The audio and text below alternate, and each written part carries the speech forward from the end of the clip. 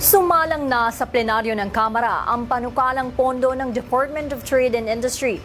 Dito tiniyak na tututukan ang pagpapalakas ng MSMEs sa bansa. Una sa balita si Earl Tobias live. Earl?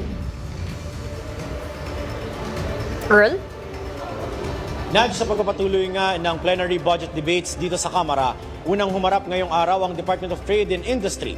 Yan ay para depensahan ang hinihingi nilang 9.9 billion peso budget para sa 2026. Nadj, sa ilalim ng President's budget message na nakapaloob sa 2026 National Expenditure Program, ang budget na yan ay nakamandatong gamitin ng DTI para palakasin pa ang pagpasok ng investment sa bansa. Kaya sa kabuuang 9.9 billion peso budget, 944 million pesos dito ang target ilaan ng pamahalaan sa pagpapalakas ng Micro, Small and Medium Enterprise Development Program at inaasahang magreresulta yan sa paglago pa ng local economy ng bansa at paglikha ng trabaho.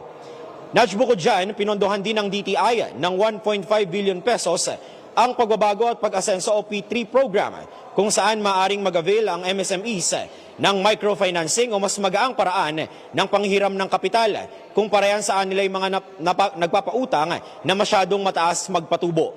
May 922 million pesos ding ilalaan ng DTI para sa pag-upgrade ng mga teknolohiyang mapakinabangan ng MSMEs at para mas may market ang mga produktong ginawa mismo dito sa bansa. Layon din ng DTI na maglaan ng 962 million pesos para sa Exports and Investments Development Program. Kasabay niya, nangangako naman ng DTI na magiging abala rin sa pagprotekta ng consumer rights ng mga mamimili, partikular pagdating sa kaligtasan kontra scams at substandard products. Nadj, dahil nga dyan, nasa 639 million pesos din yung planong ilaan ng DTI para sa Consumer Rights Protection Program. At sa ngayon ay tagumpay naman na lumusot sa plenaryo, yan ngang hinihinging budget ng DTI. Balik muna sa inyo. Maraming salamat, Earl Tobias.